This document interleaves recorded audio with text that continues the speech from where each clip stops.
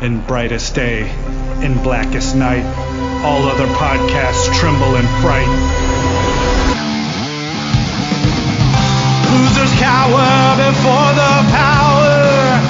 Oranges lust and blues you can trust. Indigos feel and white ones heal. Yellows scare and green ones dare. That sapphire love and black hands glove will rock your foundation without hesitation. Chad and Mars face evil's might.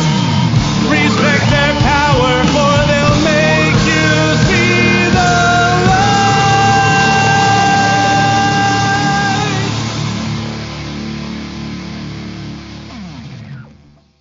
Hey everyone, I'm Mark Marble. And I'm Chad Bokelman. And this is the LanternCast. Episode 625. And right on cue, I have to sneeze. but maybe my willpower and I can fight it. Green Lantern Corps number 10. Yeah, Lanterns United. Woohoo! The start of the new arc, I guess. We don't know what this is. I guess the new arc doesn't have a title yet, does it? No, which is probably a good thing in all honesty, considering the way things have been going. Plus, this is going to be the first time that Mr. Adams is not co-writing this book. Yep, just Morgan Hampton. Just Morgan Hampton. So let's just do that out of the way right off the bat. The in-issue title is Back to Life. Writer Morgan Hampton. We'll talk about the art. Lord knows we will talk about the art. I.G. Gara, Fernando Pasarin, Will Conrad, and Claire Albert, Arif Prianto, Matt Herms, Dave Sharp, letterer, cover artist, Pasarin, Albert, and Prianto, variant cover artist. I'll do it for the change. Ryan Gonzalez, Tom Derenick, and Matt Herms. And I don't know why it's interesting, Scott Godlewski is thrown at the end the way he is. Assistant editor Gillian Grant, Kathleen Wineski, editor, and the ever-present Paul Kaminsky remains editor. So, try to do this relatively quickly. We are via a spaceship, not the ring. John Stewart and Kat Matui are heading back to OR after the Shirley Stewart AI ring found him in the dark sectors and recruited him again to bring him back.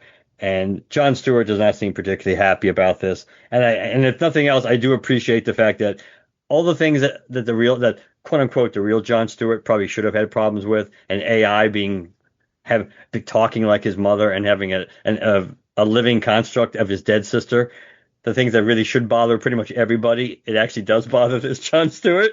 So I did like that, and the fact that the ring is this might be the irritant issue, because so many characters are being irritating in this issue, and Shirley's ring is one of them.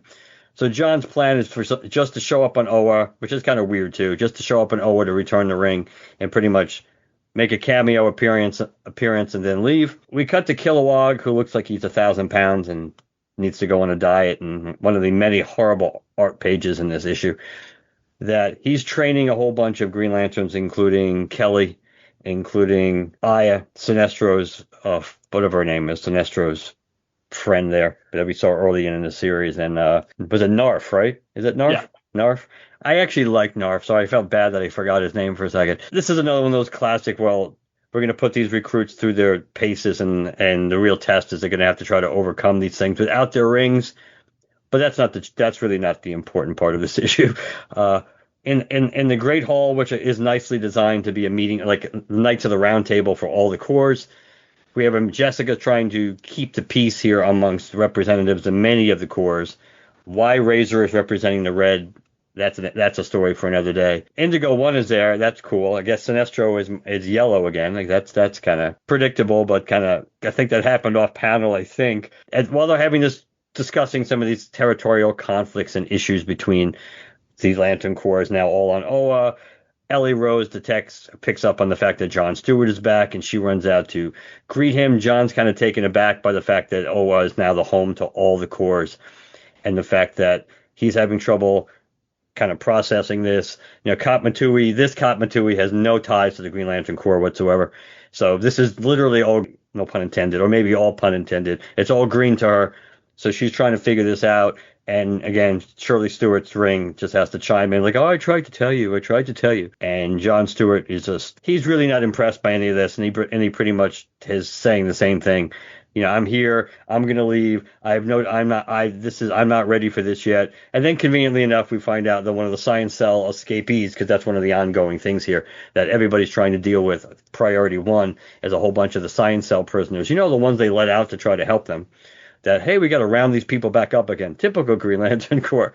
And one of the people that is on the loose is Fatality, which is another, I guess, tremor in the force thing, because I think we talked about Fatality not that long ago. As passing, maybe even as a joke, because of the fact that, Cop Matui was going to be back. So John puts on the ring, and he finds the uniform interesting. He has Ellie Rose he puts her in charge of keeping an eye on Katma, and he flies off to deal with Fatality. Which gives us one of the more interesting things, because for a shocking moment in this book, over the last umpteen issues, Freudian slip there. Jo actually doesn't know something. She doesn't know about Fatality. How could Jo, the all-knowing, not know about Fatality when she knows about even more obscure shit than that? We have Lantern Glynn gets put in charge of this water baby. Now I'm assuming that's the water baby we saw earlier in the series. Yeah. Yeah. Who of course looked really innocent until he kind of takes the ring and plays with it, and then he goes inside Lantern Glynn, and we find out that this is definitely not a good thing.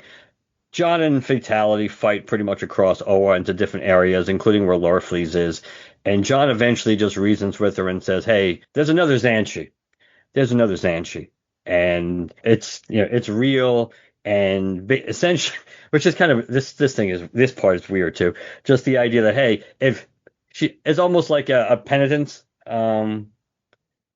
That she has to try to make amends for all the Green Lanterns that she killed in some half-assed way. If she does that, then John's going to be nice enough to share the coordinates of Xanshi for her, so she can go back there. While this is going on, Kelly is extremely obnoxious during the training session and uses Aya to absorb Guy's ring to try to see if they can basically win this test, which of course they really can't, because it's like the Kobayashi Maru scenario. It was never winnable to begin with, but that wasn't the point. The point was to see how they work together. So Kilowog was kind of impressed by that. When John gives Fatality her marching orders that you're going to go and do this, find the families of all the Green Lanterns you killed, do the best you can to try to make amends, and if you do your job right, then we'll give you the coordinates of Xanshi, and Lantern Glynn is put in charge of basically babysitting her. But as soon as they're in the ship to fly off, we find the water blob that was inside Glynn appears, because Glynn is dead, and says, you can call me Enquar. The Green Lanterns destroyed both our homes. Why don't we return the favor? Thus endeth the issue. Next month, however, interesting, Enquar's origin and Effigy's eternal flame. So I guess we're going to see Effigy again. Wasn't there a water being in the Thorn run in the Dark Sectors with John's crew of lanterns? You might be right, but I don't remember. I feel like I remember that. Interesting, cool with another point with the water baby. It entered him as a baby, came out as a fully grown man, but exited Glenn, leaving him a husk because it probably absorbed all the water in his body. Yep, probably use that to evolve or grow. Yeah. Mature, however we want to look at it. Yeah, so that was cool. I also don't buy the whole Xanshi's back and you do this for me, I'll tell you where. And it's not necessarily like, do I think John would pitch this idea? Sure. Do I think Fatality would fall for it? No. Like, obviously, we know he's sincere, but I don't know that Fatality would believe him. Plus, with all the personal baggage between the two of them, I don't know. It was just the way it went down seemed a bit odd, and it didn't seem. I mean, obviously, there's no reason to believe we're ever going to find out whether she would have actually stuck to the game plan, or whether there was a part of her that actually felt, whether it was just well, it probably wouldn't have been out of guilt. It would have been out of compulsion because of the fact that, well, I have no choice but to do it. And you kind of hope along the journey that maybe some real emotion, you really eventually it would resonate with her. But it appears we're never going to get that because of because of the mission being hijacked by the water glob there right off the bat. Yeah. And just because we're already on the topic, there's a mistake in here. A new god named Isak who wanted its energy pulled it out of hypertime. It's not a copy or some alternate version. It's you home, like it was never destroyed. Yep. Way to go, editorial. This is the kind of shit you're definitely supposed to be catching. But just mark another one down. We should have a counter. Days without editorial incident. Yeah, it's embarrassing. Yeah. But I'm not going to harp on a spelling mistake as much as I would something else. Something they should have done is I noticed, and this is maybe something weird to notice, when Jessica is coming out of the meeting, she says, as for Larfleeze, I think he took my good brush. I'll have a talk with him. When we saw Larfleeze messing with a pile of stuff, there should have been a brush in the panel. Yeah, I would agree. It doesn't look like he got a particularly fair shake of territory too, based on what he's got. I mean, this is. Have you seen the map? I posted it on our. I looked at it. I didn't pay a whole lot of attention to it, to be honest with you. Yeah, he's on an island in the middle of the ocean.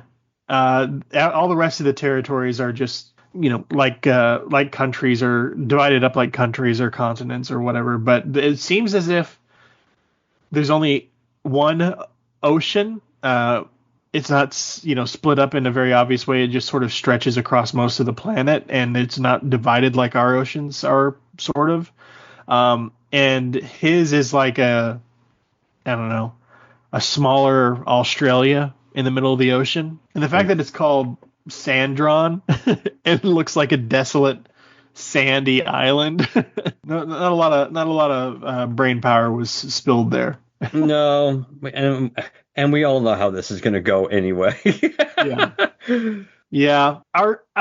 It's funny because one of the things we criticize, or you more so because you don't like the United Planets and everything, but one of the things that we leveled at early Jeremy Adams stuff is not wanting to see all the politics. I'm actually curious now about the politics of all these lanterns operating on the same planet.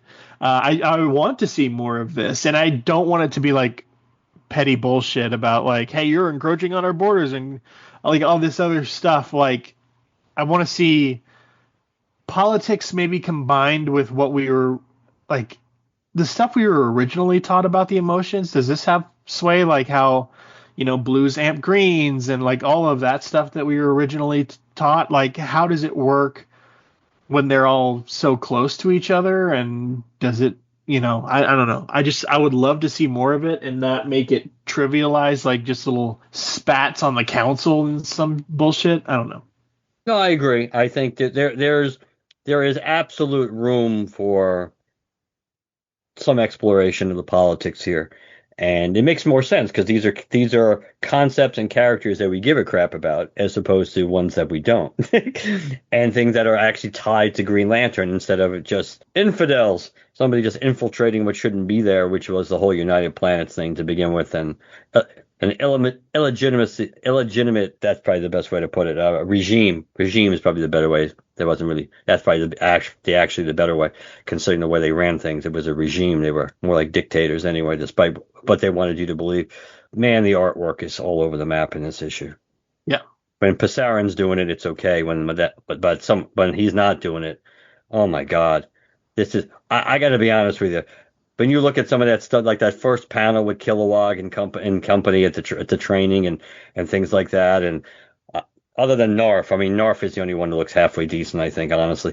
But the reality is, you cannot tell me that you cannot tell me that there aren't better artists out there that would kill to be doing this job. I mean, this is just the art. We can talk about the writing all we want in general. I don't mean this issue in particular. And there are lots of things to poke holes in that. But man, some of the art that passes these days compared to what the art was like in the in the 80s and the 70s and maybe even some of the 90s. It's like, wow, this stuff is just, it's bad. It's real bad. Yeah. No, I agree. I will say one thing I noticed at the top of the thing, coloring wise, who's the colorist? Arif Pronto and Matt Herms. There's some good coloring and stuff, especially that very first page, because they're coming out of so they're in hyperspace.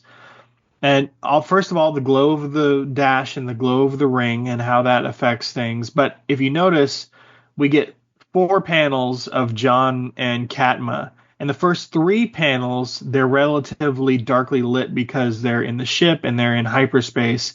And then it says exiting hyperspace, and then the panel is noticeably brighter because they have exited the dark hyperspace, and now, especially when you turn the page, that massive beam of light coming off of Oa, it's much lighter on their skin.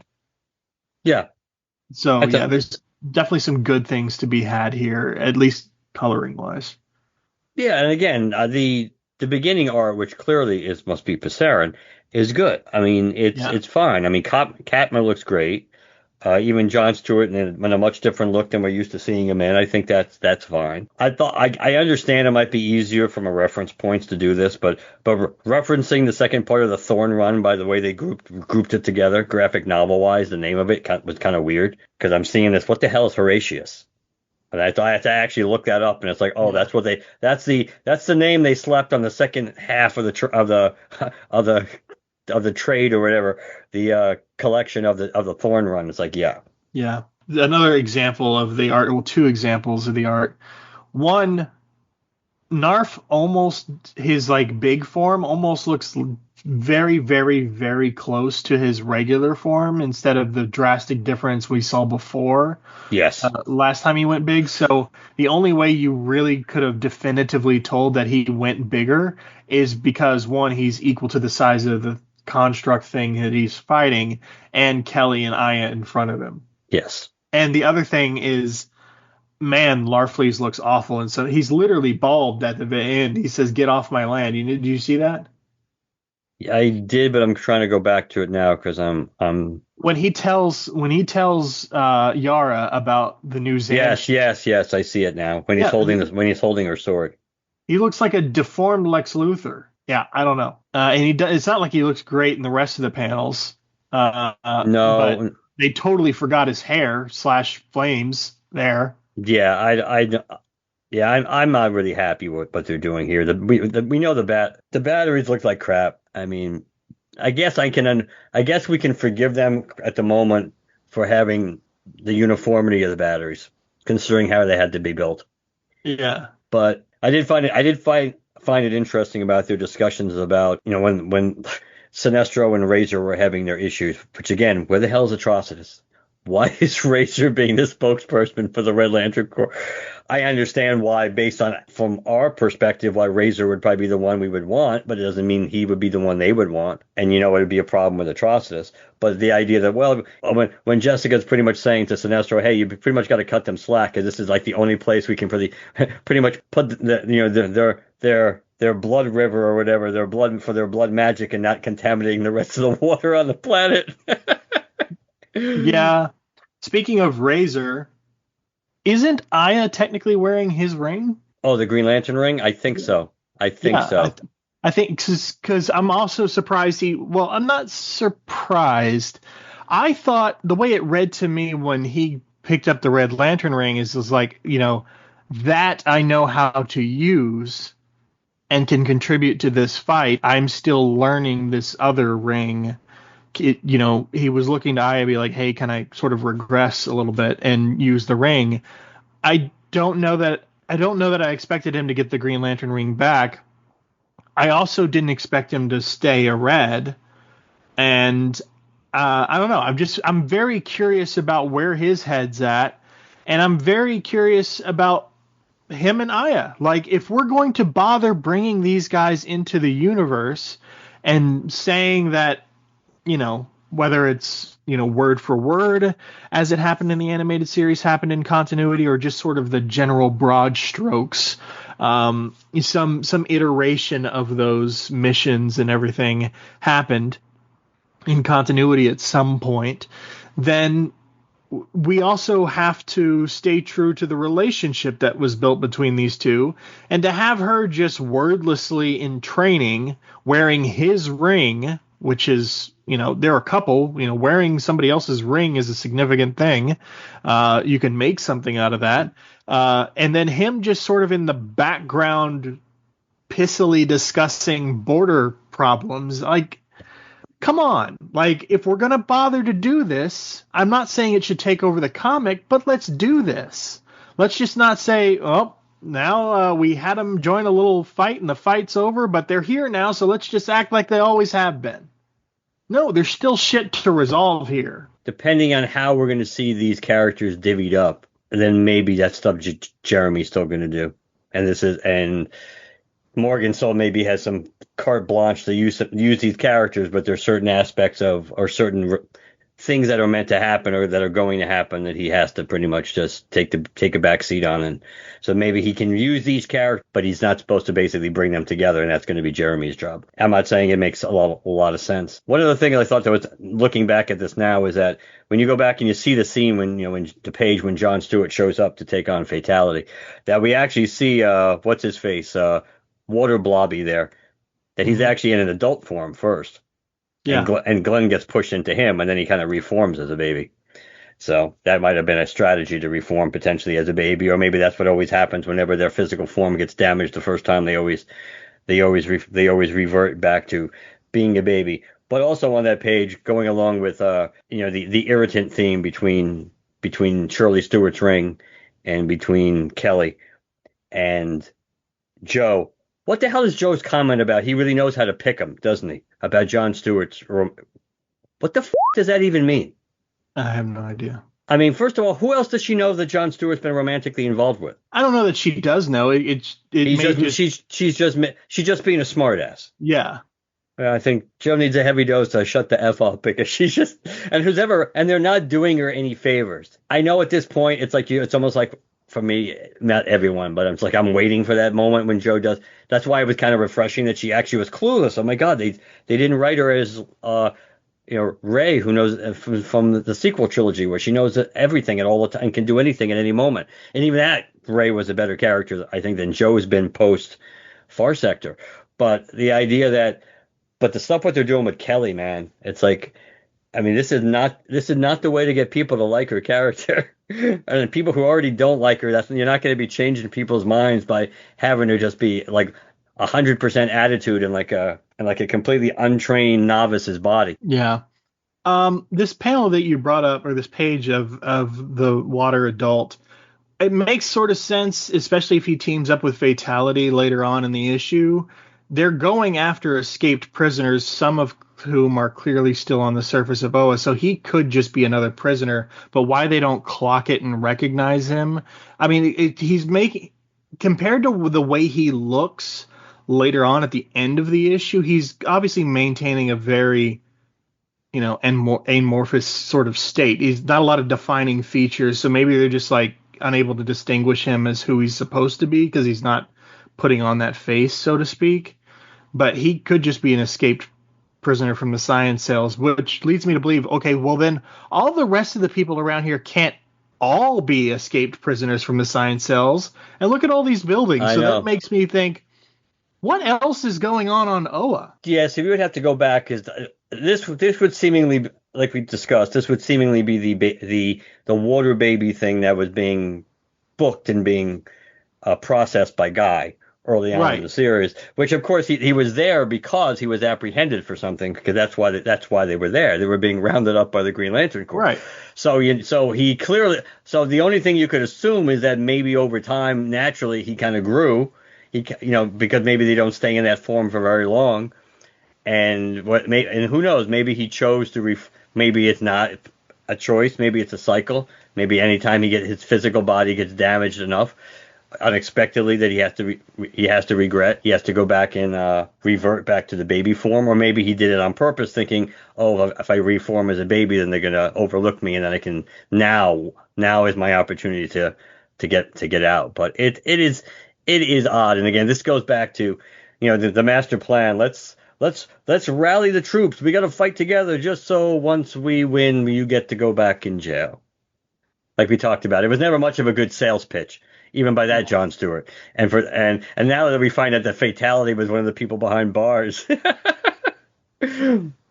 Yeah, I'm very curious about these other people because especially now that we have all of the lanterns on the same planet, then it becomes important now information about the planet. We know about the Malthusians, we know about Malthus, we know about lots of things about the Guardians and all of that stuff. But what do we know about Oa? It's a question I haven't really considered. What do we know about the planet Oa? Because there are clearly, at least in this iteration, it's not just the home of the Green Lantern Corps. Okay? And it's obviously not just the home of all the lanterns, because there are regular everyday people here. So unless these are transplants in like the family of the various lanterns that now exist on this planet, and they want to be close to their loved ones, so they just immigrated here, I don't know, then we have to then think about what else goes on Oa, because we have a map of the planet now, which makes me think, okay, well, now what are Oa's major exports? What are their import? Like, I'm thinking of everything about this, and then they give us this thing, which, by the way, in the map they give us, for those of you who haven't seen it, I posted it on our Instagram, on our Blue Sky, and on our Twitter, so go check it out. The map is not inside the comic. It is one of the variant covers of this issue. Tom Derenick or whatever, his variant cover, if you can find it. I think it's cover C if you're looking for it.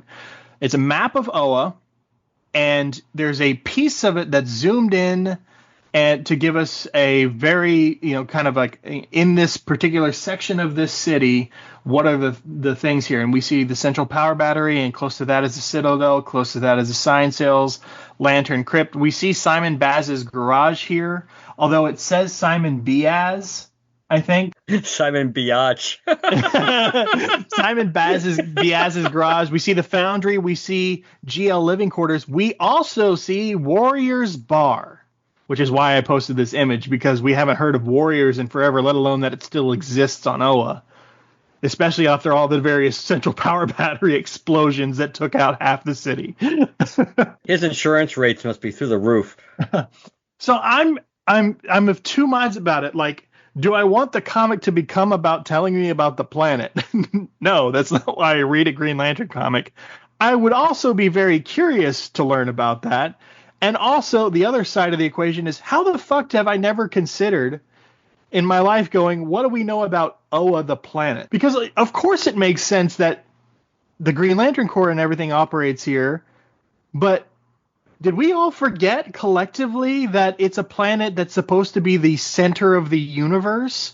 So why wouldn't it be the center of other functionality across the universe? Why have I never thought of this? Am I stupid? Probably because it keeps getting blown up all the time. Yeah, it's true. we're like at an OR 5.0 at least at this point. Who cares anymore? You know what? Challenge. Dan, if you're listening to this, do an episode about an entire video. What do we know about Oa? I want to know. Go get him, Dan. That would be some deep research that I do not envy, but I challenge thee. Sorry, I had to bring that up because the map just raises all kinds of questions for me. Like, I was just surprised, to be honest, that Warriors was still there. But anyways. Well, if it makes you feel any better, probably if we wait about 5 or 6 months, none of these things are going to be there anyway. So, if we're lucky enough that Oa still exists. That's true. Mogo was still nearby, right? Yeah, I was gonna. That was one of the things. Not when I was first recapping, but when you were talking about the leading into that splash page with John and Katma, I almost mentioned that. Yeah, Mogo's hanging around. But yeah, we'll see. I'm telling you, Relic's just around the corner. Yeah. Hey, one-stop shopping, man. One-stop shopping. Everybody's on one planet now. Makes it so much easier to wipe out the entire emotional spectrum. They're all on one planet. I mean, unless the Lanterns were to do something miraculous and work together, but we know even if there's a chance of that, it's never going to happen from a storytelling perspective. I will say, despite our criticism and stuff like that, I am slightly encouraged by the fact that on Morgan Hampton's first solo outing, we get Fatality back, and the very next issue, we're going to get Effigy back. I'm feeling very 90s nostalgia. Chad, you're a slut. No, you are correct that it is a nice swing. I can't say swinging for the fences necessarily, but it's nice to know that he is referencing some of the older stuff. And it's all. I also thought, like I mentioned, I thought it was refreshing that this John Stewart didn't just go, "Oh, that's cool. I got a ring that sounds like my mom." And hey, there's an energy construct of my dead sister who I feel guilty about. Hey, that's great. No, it's like I don't care that you talk. It's like, I'm showing you the bare minimum respect I can because you sound like my mom, but shut the F up, ring. And I don't know what to make out of you because you're a living construct supposedly of my dead sister. But so, yeah, I think at least this John Stewart, the real John Stewart, is having real reactions to what almost everybody should have had to all of these situations. So you have to cut some of the Green Lantern Corps some credit.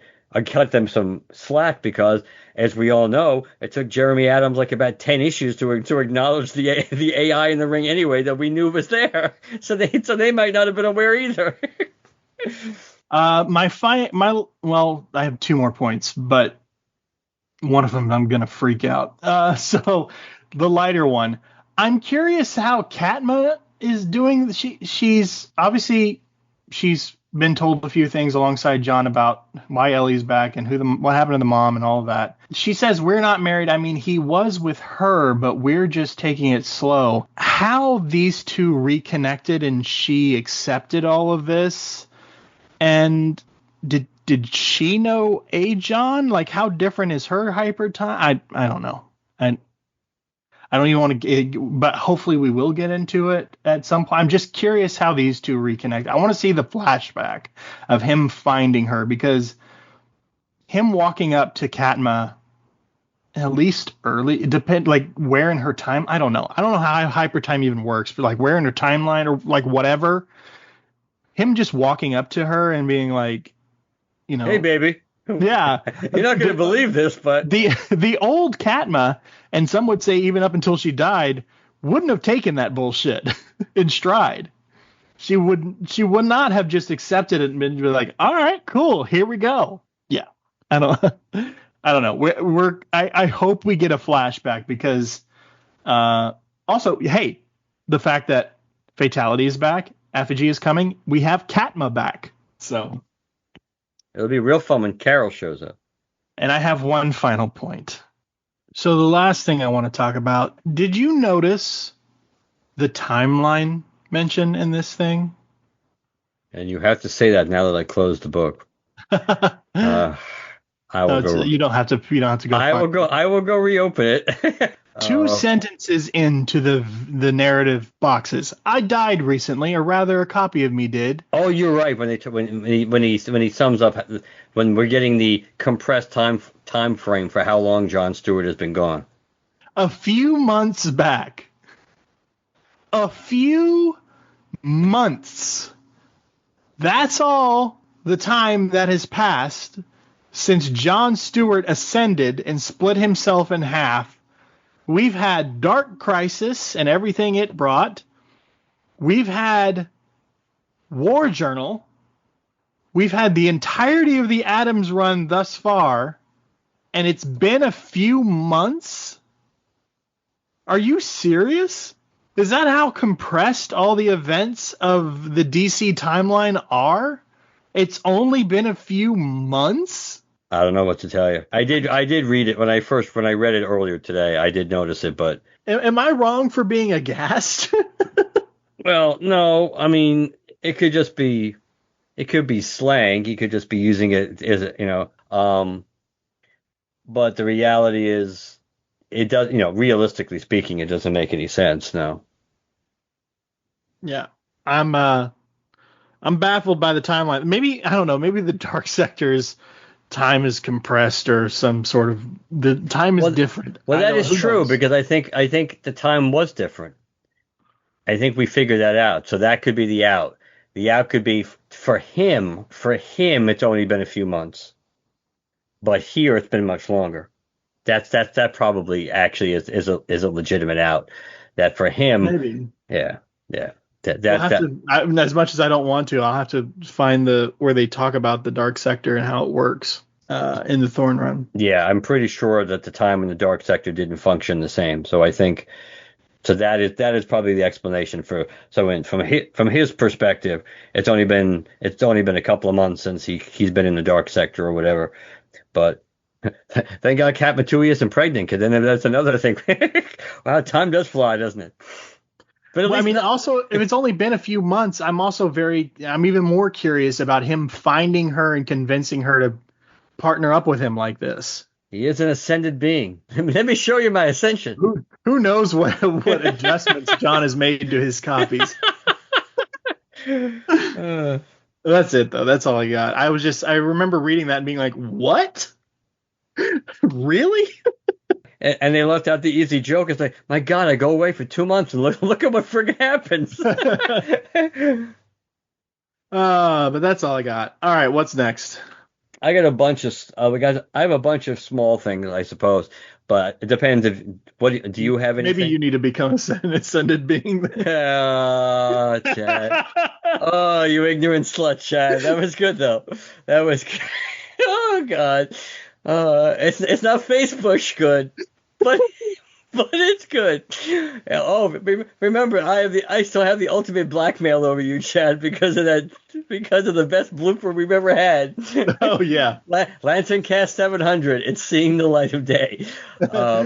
Chad, you ignorant slut. So back to where I was going with this before I was rudely interrupted. Do you have anything else of consequence you want to discuss? Not about the issue. We know that's dead and buried. But I mean, no. I mean, I finished Yellowstone. Okay. That wasn't a surprise. I was pretty much mostly done with it. Man, it made me speaking of politics again, it made me want to get into the politics of what happened behind the scenes for Kevin Costner to just straight up exit. Because I actually Googled it and read up on I Googled Kevin Costner comments on exit from Yellowstone or something. And I found an article from October of last year where he was talking about how they had signed him for 3 more seasons. And then that contract was done, but then they backpedaled and said they were only going to do another season. But then when he committed to that full season and they went back and changed things, they didn't even have the scripting for all 10 episodes they were supposed to do. So he did 8 instead, which is why it became a half season where it was season 5 part 1 and season 5 part 2.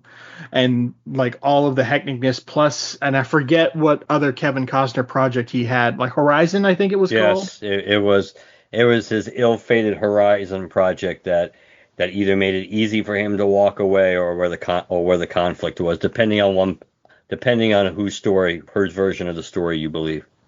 Yeah, I just look, don't get me wrong. I don't think Yellowstone is this groundbreaking show. I enjoyed it. I thought it was really well done in a lot of different parts.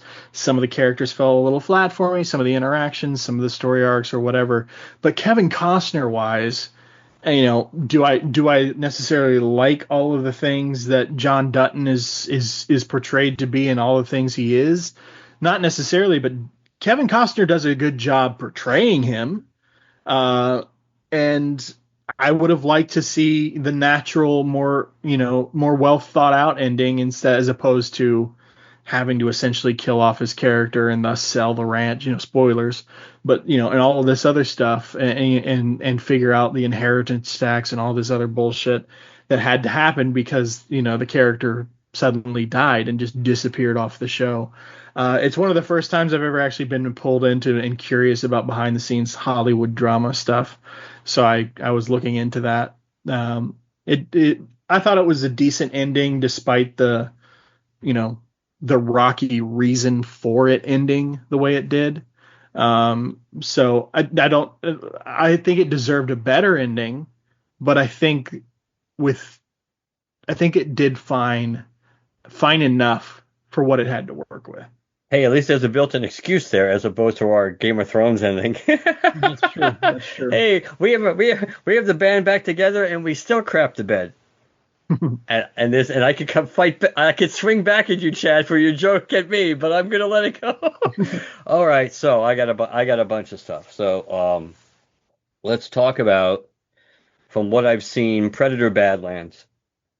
I really liked Predator Badlands. I heard good things. I will openly admit, however, this seems to be the line of demarcation here, potentially. It greatly depends on how invested one, I think, is potentially in the Predator franchise, with a small F and in quote, because I don't think it's ever been much of a franchise. But it depends how really invested you are in the lore and what you consider to be canon. No, well, not so much canon, but what you consider is to be necessary for a Predator movie. And because now, mind you, in story, there's plenty of reasons why what happens in this movie happens. So they make it crystal clear, and why what's going on. And so the slight differences in why this character, why Deck has to deal with the stuff that he has to deal with, and the way and how and why he has to deal with it is perfectly understandable based on the story. Because I'm not huge into Predator, have I seen all of them? Yes, I've seen all of them. But in all honesty, other than the first one, I don't feel overly. I didn't actually. I can't honestly tell you I ever saw the full thing. The full second one with Danny Glover. I know I've seen bits of it, and I know I've seen the ending. I can't actually tell you that I've ever seen straight through, even if it's in different sittings, picking up where you left off, the entire Predator 2. But I certainly have seen Predators and The Predator. I didn't see the Hulu movies because I don't have Hulu. But Does that include, what was the Native American one? yeah, I didn't see Prey. I didn't see that one either. Yeah, that was the only Predator movie I saw a trailer for, and I was like, oh, I kind of want to see that. I never did. And obviously I saw both the Alien versus Predator movies, but Yeah. I would say, other than the original, to me this was the best one, and I think they did a really cool job with it, and wherever they go with it next would be interesting, wherever they choose to go with it. So I forget what's his name, the guy who's basically the showrunner or the franchise runner at the moment. But he definitely has his finger on the pulse, I think, of what works, because he's the one that's been involved with Prey and Killer of Killers, the animated movie, and this one. So he certainly seems to, he gets that franchise sadly better than Ridley Scott did when he revisited Alien for the 2 prequels and then went off the rails. So there's that. One thing I wanted to talk about ever so briefly, only because I don't think, I mean, you may have a little bit to say, but probably not, but it doesn't interest you as much. But this happened about a month ago, but we've been so busy with crap that it's kind of dying out now. But I would feel remiss if I didn't touch upon it at all. That probably about a month ago, we started hearing this, all these stories started coming out about how miraculously, the real problem with Lucasfilm and Star Wars was never Kathleen Kennedy. Oh, it was Bob Iger. Bob Iger was the real villain behind the scenes. Bob Iger was interfering in this, and he was setting up Kathleen Kennedy, to take the fall and all, which I don't believe any of it. I don't believe any of it. 8,000 ways to Sunday for multiple reasons. First of all, you don't set up a scapegoat or a fall guy if you never use them as the fall guy, which means get rid of her. If you wanted to blame all the problems for Lucasfilm and Star Wars on Kathleen Kennedy, then the point was, at some point you would fire her, and that would be the justification for firing her, because she's done such a lousy job, and she did this and she did that. You don't set somebody up as a boogeyman and just don't do anything with it. Plus, I've never heard any evidence to say that somebody put a gun to Kathleen Kennedy's head to hire all the wrong people that she's hired for wrong projects that have never seen the light of day. But then she had the power to fire them and move on from them. And to me, this is a classic example of two things rolled into one. You have the history is written by the winners, and as shocking as it is, no one would have ever had this in their bingo card. That it certainly appears, with Bob Iger leaving, I believe, in 2026, that Kathleen Kennedy is actually going to outlast him twice, which is stunning that that's possible. And the fact that the Emperor has holes in his underwear concept, that everybody knows Bob Iger is leaving. Nobody's afraid of Bob Iger anymore. And the bloom has been off the Bob Iger rose for a long time after his triumphant return to Disney. So that's why you had Kevin Feige either earlier this year or the end of last year using the same excuse that he was blaming Bob Chapek for, which never made any sense. Was, it's the Disney Plus content stuff that's killed us, and he used the same excuse again, except this time it was being pointed accurately at Bob Iger, which of course doesn't explain the green lighting of shitty projects. It just means, well, we had to create this extra content for Disney Plus, which was always a Bob Iger problem because he's the one who created Disney Plus. So I think this is just an example of kind of like rats jumping off a sinking ship, and people who know they're going to outlast this guy now are saying, well, he's the problem. And don't get me wrong, Bob Iger is a problem in a lot of ways. He helped create or allow the culture that is taking place in Disney to fester. And, for lack of a better term, the inmates running the asylum where their own personal or political agendas are more important than telling universal stories that are going to appeal to the audience in large numbers. No, we have to have these check boxes. And that's all came to be under Iger. That's not a Chapek problem. So there's plenty of blame at Bob Iger, and he's done a lot of things wrong. But do I think he's the one responsible for why Star Wars went into the crapper by itself? Or why Lucasfilm has been a disaster for the most part? At least 60%, at least 60 to 70% of what Kathleen Kennedy has been in charge of has been bad, major project wise. Yeah, I don't buy that at all. But it would be remiss if we didn't talk about it, just because it would seem like I'm avoiding it because obviously I've been anti Kathleen Kennedy for a long time. So now to at least address the story, I feel like we should. And man, I think it just gives more and more credence to the rumors that no matter what the reason was, or what the actual, I should say what the terms were, we would know what the reason was. But the idea, like these rumors were going around several years ago, that the reason Kathleen Kennedy hasn't been canned is because George Lucas put in some serious ironclad clauses in the president of Lucasfilm's contract that it was virtually impossible to fire them unless, I think, the morality clause, that's what the rumor, that the morality clause was the only way you could really fire a president of Lucasfilm, not because of how bad they did their job. But it kind of gives more credence to that, because why in the world would he keep her there even now? But I have one more thing, but that's the last thing on that. In case I did remember I had one other thing, but I think it's specifically Lantern relevant, so maybe we can end on it. I don't know. Okay. Unless yours is. So. No, mine isn't, but this is a little game for you, Chad. It's like, Chad, I want to play a game. As we all know, and most of us know anyway, that the Doomsday trailer is fast approaching. Mm-hmm. The Avengers Doomsday trailer will probably be out in about a month, a little over a month now. I think 19th or 18th is when Avatar drops. So this game we're going to play is ever so brief, but it's based on, and these are the parameters for the game regarding the trailer. If we work under the base belief that 99% of what we see in this trailer are going to be characters that we already know are in this movie, thanks to that ridiculously dragged on chair reveal. But if we also go with the belief that at least, even if it's just post-title shot to end the trailer, that we will see at least one character that has not officially been confirmed for this movie. I'm going to give you 5 characters who that could be. So I want you to tell me. You can answer this 2 ways. I'm not going to say one of 2 ways. However you'd like to answer it. I'm going to give you 5 characters who have not been officially confirmed for this movie that could fill that role of, this is a big, get the audience pumped post title shot in the trailer. Right at the end, right before the trailer ends, no matter how they do it, this reveal of this character actually being in this movie that we don't know officially yet. So I'm going to give you 5 characters.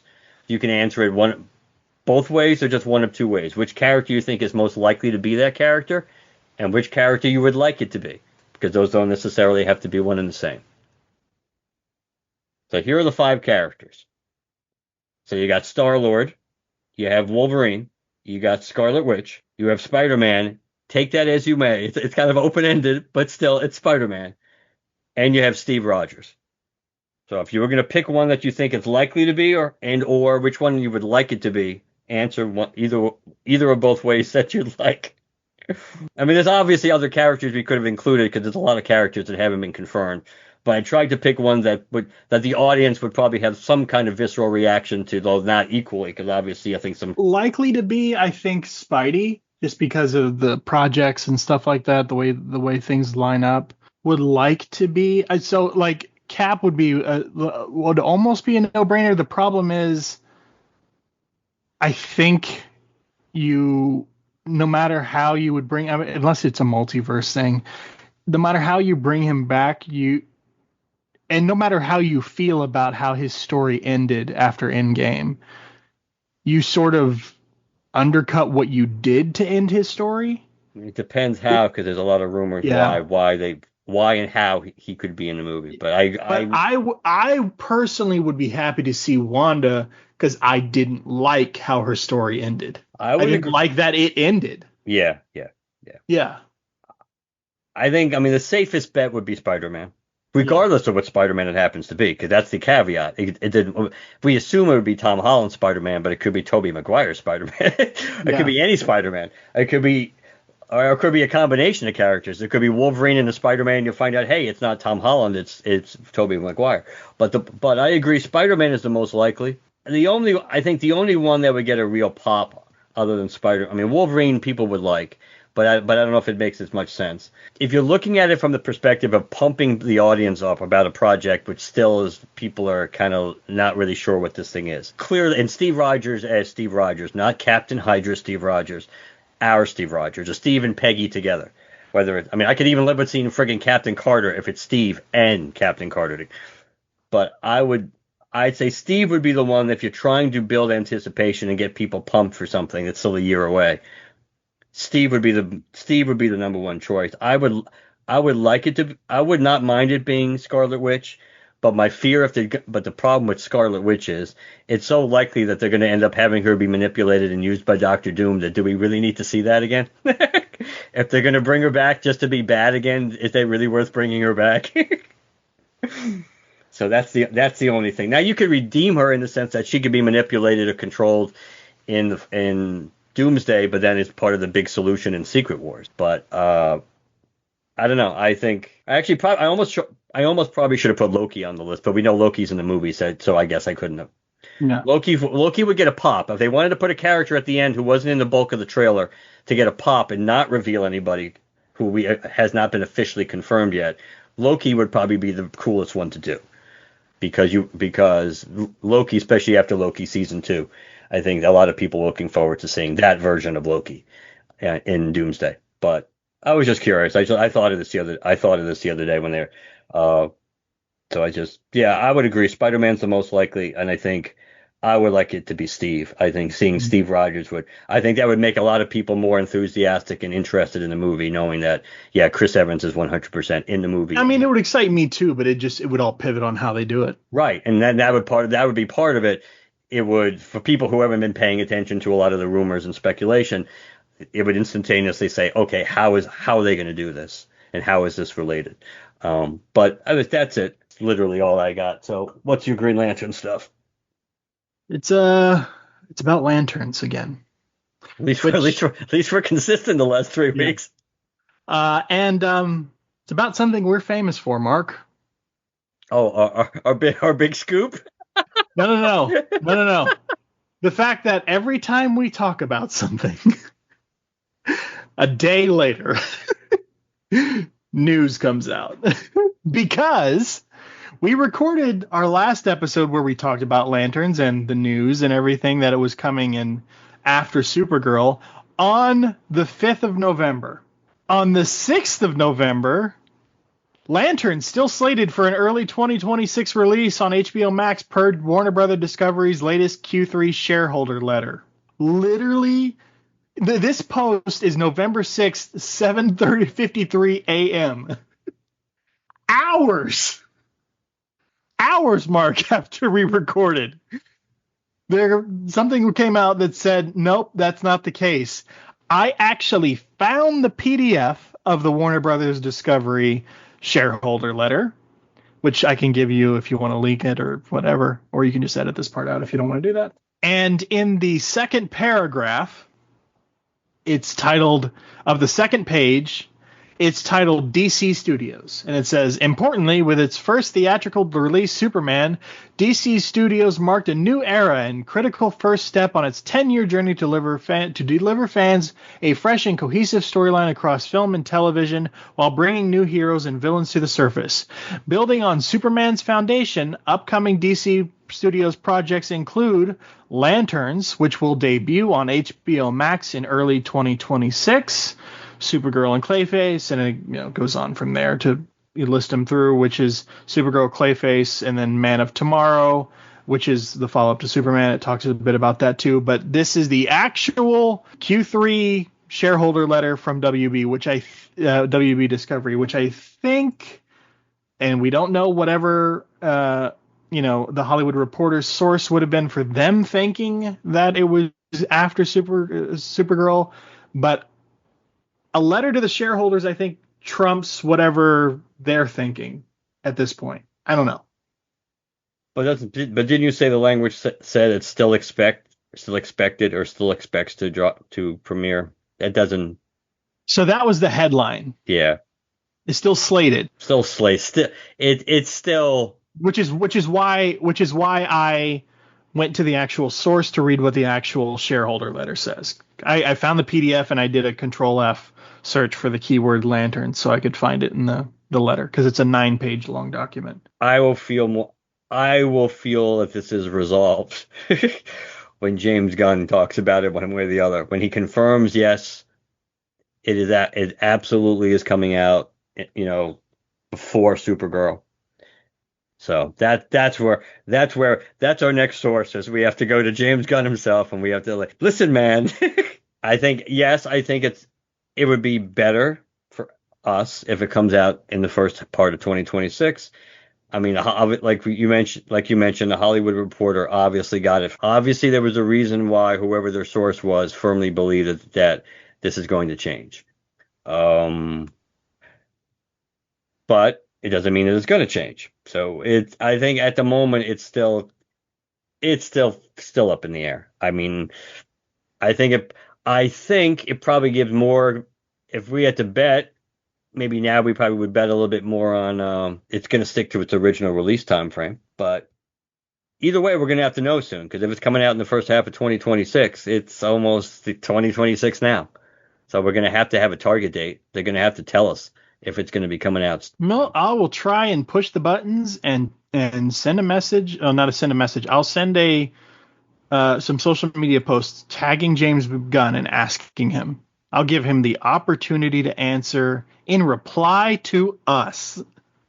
Because I mean, like, lots of people are active on social media, but James Gunn does talk and answer questions and stuff on social media at seemingly random. So it could work. We have a better shot getting him to reply than in most instances, because you just have to stick a microphone in James Gunn's face. He's going to talk. you can be homeless on the street and we're holding up a bottle in a paper bag, and James Gunn's probably going to start talking to you for 5 minutes if you have whatever questions you have for him. So yeah, I think. So yeah, we'll I'm composing it as we speak, but yeah, that's the news. I only mention it because I give more credence to a shareholder letter than the unnamed source, if any, that the Hollywood Reporter says for, quote, "We expect Lanterns will now come after Supergirl." Yeah, I mean, on the surface, I would tend to agree with that, but I don't know, unless they're trying to just for some reason quell some not necessarily discontent, but they're just trying to make it seem like no, everything, we have a plan, don't worry, everything's proceeding as expected, and it's like, oh yeah, it's like, oh yeah, it's business as usual till you show up on Monday and the doors to your business, you show up for work and the doors are padlocked. It's like, okay, everything was fine when I left, nobody told me anything. You'd be surprised how often that happens to people. So yeah, so you just don't know. But let's hope that it actually does come out in the first half of 2026. But that's all I got. Yep, that's all I got too. All right. Well, if people want to reach out to us, what do they do? If you want to reach out to us, the email is lanterncast@gmail.com. The website is lanterncast.com. You can follow us on Blue Sky, Twitter, like us on Facebook, #GeoCast. We're on Apple Podcasts, Spotify, Podbean, wherever you listen to us on. Please leave us a positive review.